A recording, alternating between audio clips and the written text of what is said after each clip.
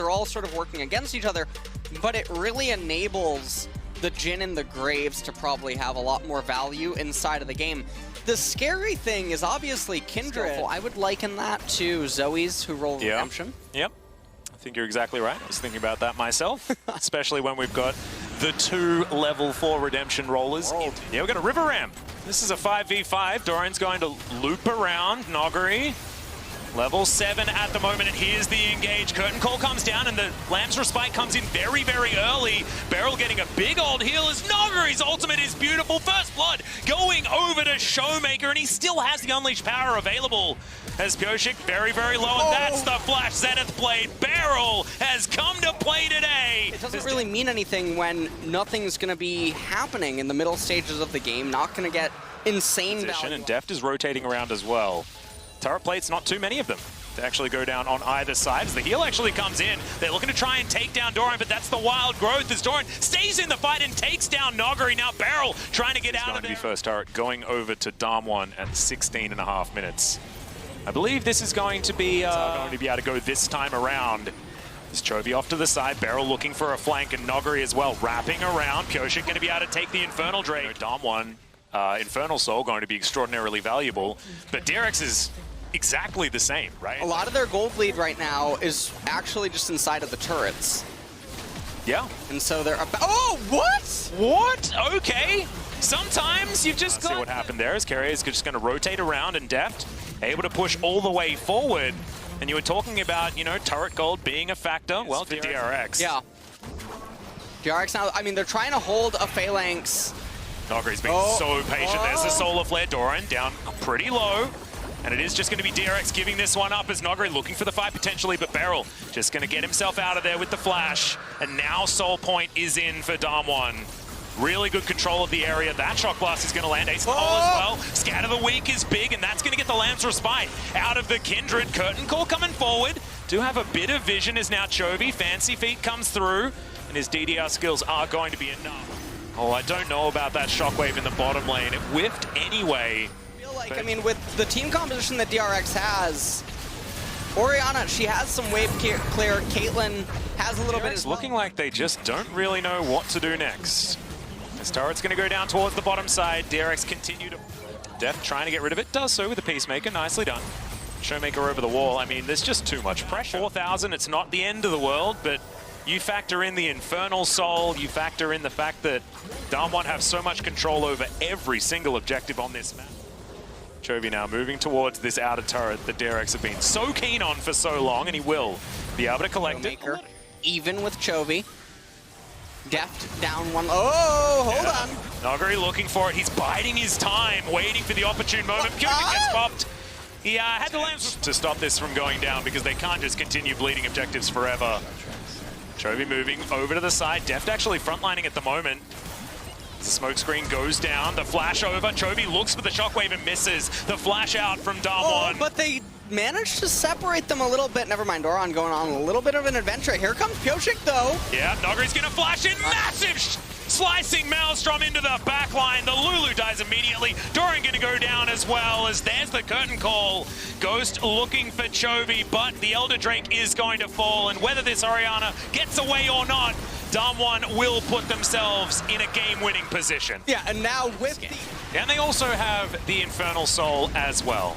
Just a reminder, guys, the game with the least kills at Worlds so far this year had 11. Completely chunked. This is a 4 Jhin. He does a lot of work. DRX now forced to go back. As Carrier not going to be there. Don't want to fight a 4v5, and they will just forego their inhibitor turret. They can't just continue sacrificing objectives, but unfortunately, they're just too far behind at this point in the game. Too many buffs circling Damwon. Still 39 seconds on the Elder Drake. Has 2 inhibitors in the blink of an eye and a teleport towards him. I know, this is like a poke Graves. Yeah. I guess lethality is going to help you out there, but he's been using his collateral damage just to soften up his opponents so far this game. It's been working. Beryl getting caught out of position for the moment, but he will survive. And Damwon still pressing forward. Deft, half health. Pyoshik the same, as is Carrier. This is going to be the hat trick of inhibitors on the 1 Baron and Elder push. Elder has just dissipated. And now DRX are looking at just a couple of Nexus turrets between them and a game 1 loss. Nogari looking for his moment. Pyosik going down very, very low. Dances out of the way of the deadly flourish. Damwon continue to press forward. This Nexus turret goes down immediately as now Pyosik standing on his Lamb's Respite, but immediately he's stunned up. And the curtain call comes forward. It's the last Nexus turret lasting a bit longer than you may have expected, but eventually does fall down. Collateral damage does so much work over the top of DRX, and there is the slicing maelstrom, the death nail. The Nexus going down as an afterthought, and Damwon will keep their blue side dreams alive. No one could get armor, but no, we're gonna see Aphelios come out for Damwon. We saw Ruler play this to pretty great effect for Gen G. That is actually true, yeah. Doesn't matter. He was already the most pog, so he fits into that one as well. As Doran looks for a stun, but it's a great use of the Bellows Breath as Nogari flashes aggressively underneath the turret. The Crab Rave comes through as Chovy's like, what were you doing there, buddy? And that is going to be first blood very comfortably. The junglers right now, they don't really have any real way to create ganks on their own. That was a barrel. Yep, big taxi ride. Actually going to take some turret shots here as in goes the heroic entrance, but that's a lantern that Ghost's able to take out. Oh my goodness. The flash forward, the knock-up comes through. Double taunt from Chovy. He's looking for Ghost, but he's only down to 200 health. And in goes Showmaker, flashes forward to guarantee the gold card as Carrier not going to be able to keep his team alive now as the gargoyle falls down, and it's now 1-to-1 depth. And the reason that I say that is because you open up and accelerate top lane, but now this means that Jax has to walk up further in order to interact with Ornn. You lose out on your bottom lane, and now you're going to lose the Mountain Dragon, which is tankier than most mages, and this just feels really bad. Oh, one of the interesting things I'm very surprised about. So, Ghost right now... Like Damwon just don't really feel like they want to contest for this one. Yeah.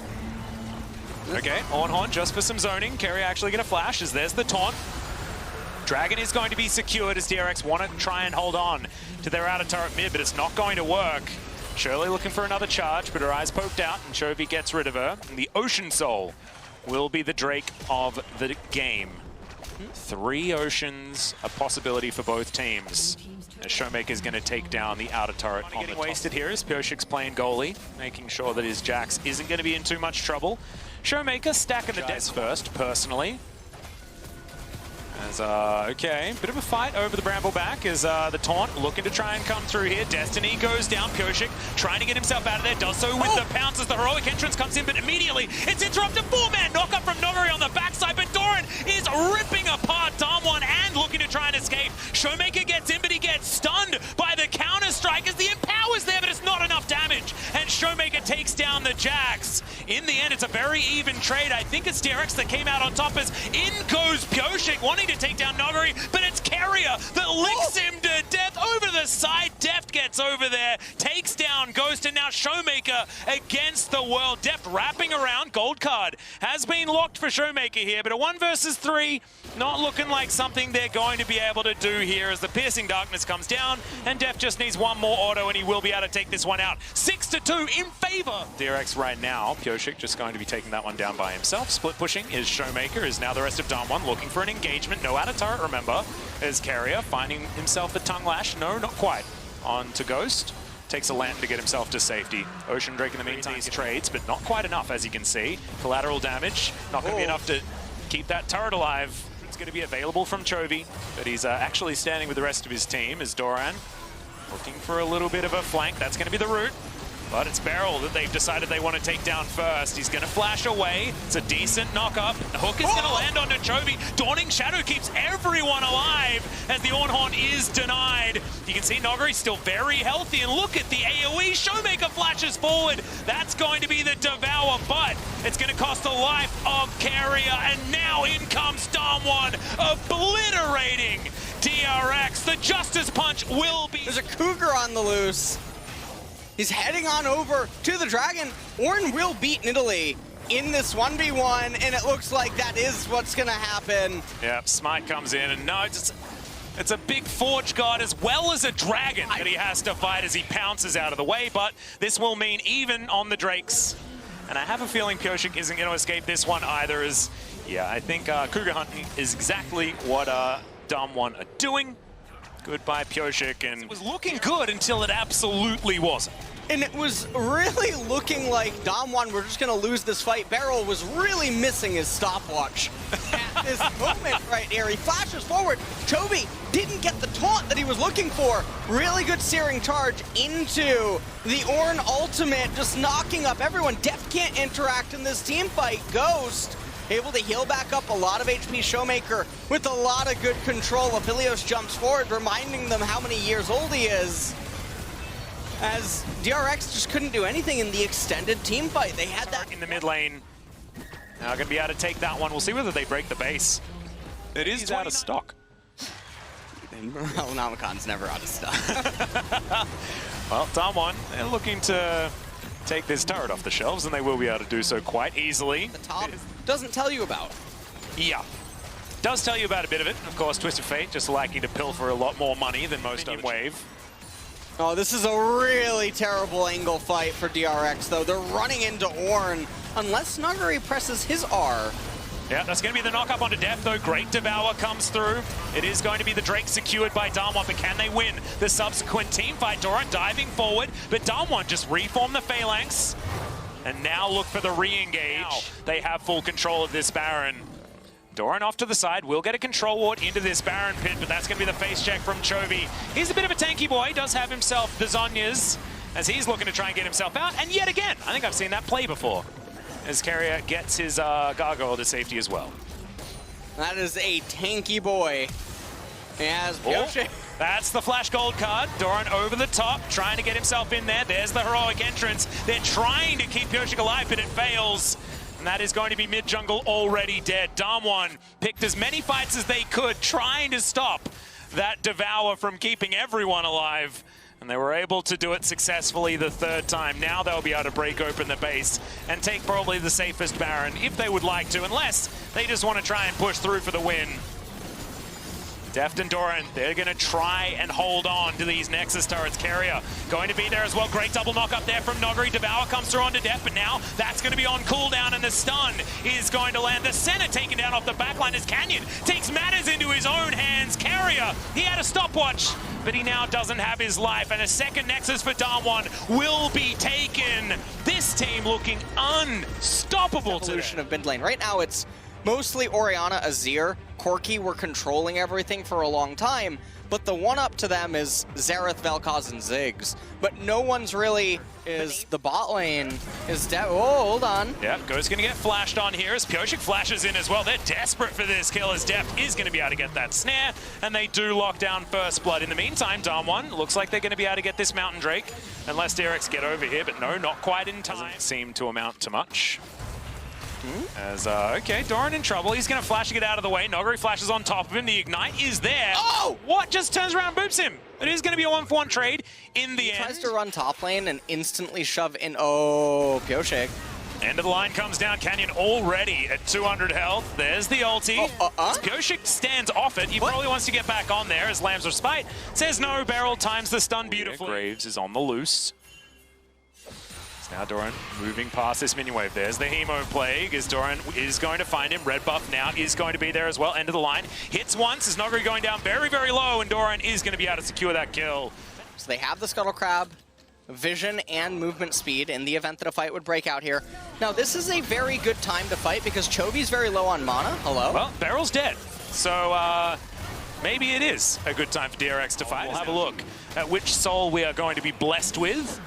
It is going to be an Infernal one still in this one. There's the man drop coming towards the mid lane as Pioshik stays in amongst it. Chovy trying to get himself out of the way. Nuguri is going to knock up the Graves. Was out of range of the Vel'Koz. There's a disintegration rate. Beryl gets himself out. But you can see Pioshik was not so lucky, and Nuguri grabs that kill for himself. And Nuguri Beryl almost dying right there. Nuguri actually behind enemy lines. He's getting surrounded. There are 4 versus 2 right now. Can the rest of Damwon actually get in here is the question. They're looking for the stun to land onto Nuguri. Searing charge, knock up onto 3 as Showmaker gets a 2-man shockwave, and Deft just gets obliterated. Now Canyon looking for a little bit more. Carrier gets out of there as Chovy with his Super Soaker, but he's in a water fight. Tagged a little bit by Ghost. Showmaker here as well. Maybe they can get Pioshik to use his smite and then he won't have it for the dragon, depending on Okay, Arrow is going to connect here as Chovy tried to disintegrate someone off to the side, but Pyosik is the one in trouble. Ghost, not a lot of mana, but he's got arrows, and he will be able to take them down. It is going to be Chovy falling as well on the fight on the top side. We'll have to check that one out in the replay as Kerry is going to get taken out by Showmaker. And this is all starting to go to hell in a handbasket for DRX. Wait, did Showmaker summon a blue trinket and Pyosik misclicked onto it? Not entirely sure. I think that's what happened. Well, Doran's trying to save this game right now. Has to flash to get himself out of the way, though, and isn't going to be fishing for maybe a Q with the execute, but not going to be able to get it. Well, Canyon's the one going back to base, so not going to see anyone actually contesting for this. Marksman players can do in later stages of the game. Shockwave, Doran not able to press his pull button, and that is... Well, game is definitely having a lot of chaos, and this kind of chaos is what Bel'Koz hates. Yeah. Hates the not stable gameplay where action's happening all over the map and he can't really do anything, because one of the things that he's very weak to is very spread out things, 1-3-1s and things of that nature unfolding. And Pyosik and Carrier, the two rookies of DRX, might be in a bit of trouble here. Glacial Fissure pretty nicely avoided by Damwon as Deft trying to come over. Dawning Shadow is way too late, though. Good knock-up lands onto the Graves. Deft trying to take matters into his own hands as Canyon down very, very low. Chovy does a lot of damage, but Senna's just by herself. And Damwon are picking DRX apart. And Damwon are just capitalizing on every slight map error that DRX is making inside of this game. And there's not really too much to say. Pyosik and Keria, they are definitely, they're buddies. They run around and just get killed. Yeah. Oh man, it's like watching a hunter and his pet relative to where he could have been at. Ooh, another arrow. Yep, it looks like they're going to be able to pick this one up as Keria does get himself into a safer position, and Beryl's the one now in trouble. Deft grabs that kill. Another disintegration rate gets the flash. 4 versus 5, and DRX are continuing to push further forward. Control Ward, trying to get control here as Showmaker throws his own ultimate back. Canyon grabs the kill in the end. Hemoblade goes down, but I don't think it's going to be enough. Just Canyon going to be tagged with that one. Another fight in the other front as Nogari looks impossible to damage. Deft getting back into a decent position, though, and you can see Showmaker, he dealt with the Vampire, and now Pyosik 1 versus 3. Here's the ram, but it's going to miss.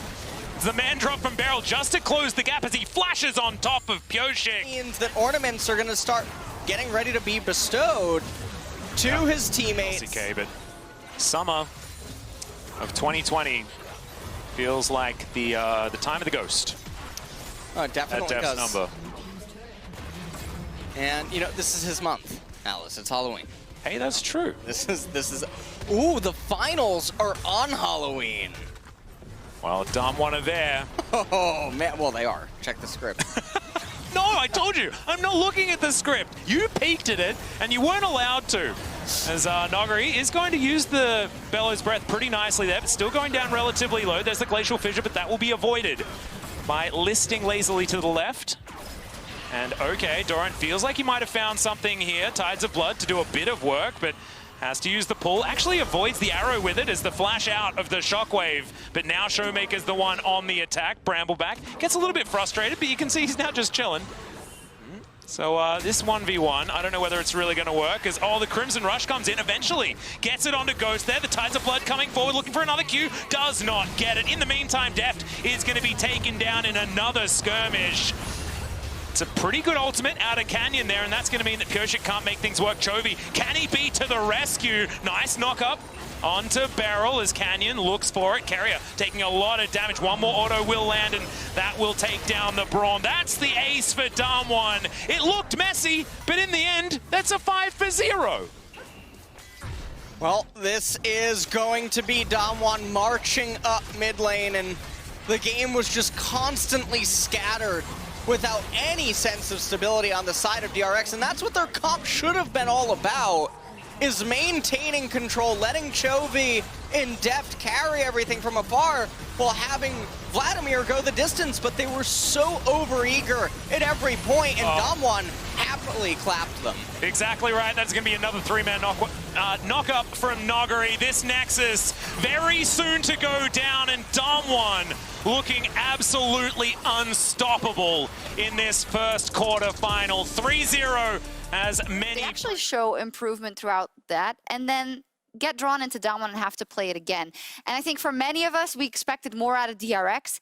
And for me, it's hard to see how good Damwon was, because they clearly are, and how much DRX also dropped the ball both in draft and in execution. So I'm going to leave it to you. Yeah, it was just really interesting because I think we saw, at least in the LCK finals, that DRX tried to play a little bit more early game focus, playing through their jungler a lot to get leads, and then they were shut down in the mid to late game. But in the drafts today, it was all about matching the scaling of Damwon, but just executing on it worse in the game and not setting yourself up to the same level I think Damwon. Yeah, for sure. I think Damwon just showed time and time again that they understand how their compositions need to be played out. They waited for those moments and capitalized on DRX's inexperience. I think, you know, we talk about DRX's bad drafting, but what I want to highlight and celebrate, because drafting is difficult. Yeah. Especially in the current meta and the current state of things where everyone's so open-minded. Damwon always deliver, and I think this is a skill coming into future best of fives. Can you elaborate a little bit on why it makes it so hard to draft precisely? Because as you say, all teams that are here in the knockout stage have relatively big champion pools and have a lot of options, but that's not always easy. I think what it comes down to is understanding the relation of each champion in context of everything else that has been drafted. For example, in the case where they had Kindred and all those ranged champions into a Syndra, you're going to have a hard time because you lack engage, because the enemy outranges you. So that is completely your responsibility. And I think if you look at Damwon, always they recognize what is missing in their compositions to really tie it together. Whether it's an Orden on third pick or it's a Leona, they always find a way to neatly always have some kind of bridging pick that makes everything make sense in the end. Yeah, and I think a lot of what we would see with the DRX was focusing on maybe individual matchup, or like this champion works against that champion, but less of that whole cohesiveness with everything meshing together nicely. And that seems to have been an issue with them for a long time, right? And maybe it was over positive by us to think that they would be able to find a lot of answers, especially into a team like Damwon. Do you think we both predicted a 3-0, okay? Yeah, you did. So do you think that then they should have gone for, because you always talk about ease of execution, you did for DRX a couple of times as well, just make it easier for yourself. And I know you can't ban out anyone out Damwon, but would it then not also just help you to ban out the Ornn, help you to ban out the Graves and the Nidalee, and know that at least you don't give them immediately that S tier, even though it's still going to be very difficult? It's when we were preparing against Damwon in the regular season, it also always felt like there is not enough bans to put Damwon in that position. It's like you reach a certain level, and when you reach that level that Damwon has, there's no bans that are going to push them out of the game. There's nothing that you can really target. Damwon is a very well-rounded team, and when you begin to look at these band-aid solutions that we maybe saw in play-ins or maybe in group stage, pick the Ornn for simplicity. When you want to beat a team like Damwon, you can't look for band-aid solutions. You need to have everything down to the pin. DRX had one strength, which was the early game, and maybe they could piece it together. But even that was something that Damwon had full control over through their bans, because DRX didn't have as much flexibility like a Damwon. Yeah, DRX sort of gave up, I felt like, a lot on playing the early game style. And then to speak a little bit more about like banning, I again don't think banning out anyone is necessarily the right answer. It's not out, They banned the Ornn first rotation in game one, right? Yeah. And then, you know, it was taken a little bit earlier in the draft, Good point. later games. But like game one, you know, Yamada already mentioned it, there's no engaged frontline. And then game three, we see the same thing, where the only frontliner is Braum, and Braum can't really take space on his own either. Like, I think like having a Nautilus, we saw the Leona from Damwon in game one, offers you so much in terms of threat, because DRX could walk anywhere on the map, but you don't exude any threat, because what's going to happen?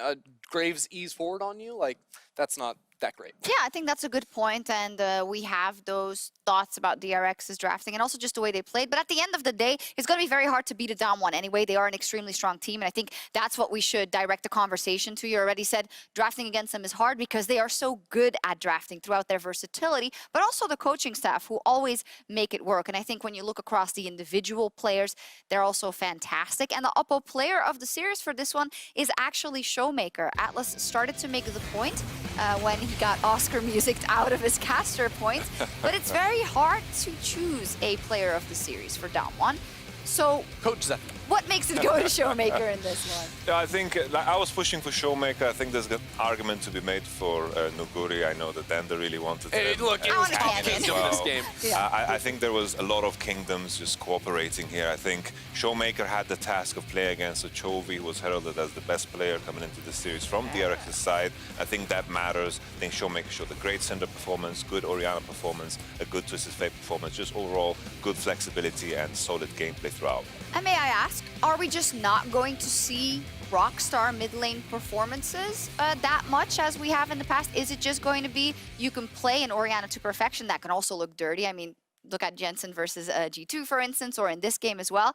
But it doesn't seem like there's as much. It seems like it usually goes to control mages in the mid lane or some that can have cross-map effect like a Galio, but not the crazy things anymore that we saw of years past. I think that it's important to say that mid lane, maybe it's not as flashy, right, when you're playing for your jungler, but it's still a huge impact. Yeah. Having a really strong laning mid laner who takes control of the lane and can assist the jungler and how they want to play for enemy raptor camps and crabs and all this stuff, like, it still has a major, major impact in the games, even if it isn't as big, as powerful, as flashy as prior years. Yeah, I think also as we go deeper into the tournament and as the meta develops, today we saw some jungle bans. Maybe more jungle bans will begin to land. Maybe teams don't want to give up a Graves first pick to pick up the Kindred as we saw today, because you can draft a composition that thematically counter Kindred. So maybe with more jungle bans coming into the picture and us being pushed towards maybe a set jungle again, maybe the Volibear comes back, then maybe we're going to see the classic style where everything is about the mid laner, the 3v3 fights on mid,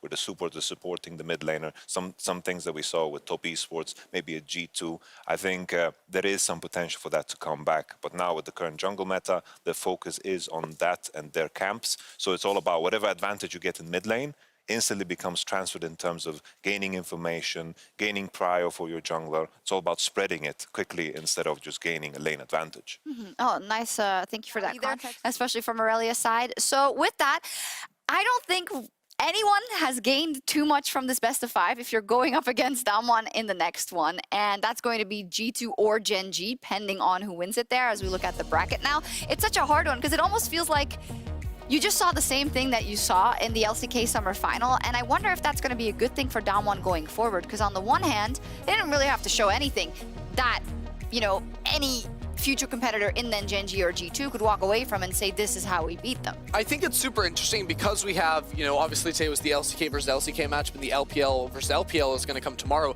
These matchups where you play against teams that you've played against all year are completely different to when you're facing a new team because, and this is something Frost talks about all the time, but it's about like finding the individual tendencies and you're playing the enemy team as opposed to playing your game a little bit more because you just know the ins and outs.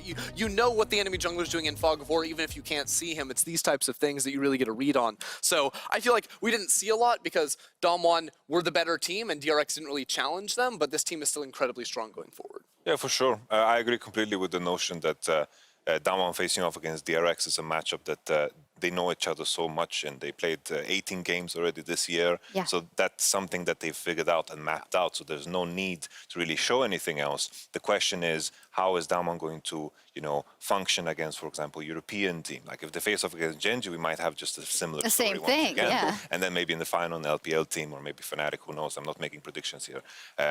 Just to talk about, you know, the context of Damwon, I guess the question is how are they going to be handling with the curveballs that might come from different regions? And if they're as precise in draft as they are against some of these teams like DRX, Damwon is looking as a very, very strong favorite. That they are, and we'll see indeed, you know, if anything, we do want to see some cross-regional play, right, before we get to the final, but it might not happen indeed if Gen G qualifies over G2, so we'll see, but I think we still walk away with Damwon's really strong, and there's really nothing more to say. We didn't really learn much more today, so hopefully the guys in cooldown can give us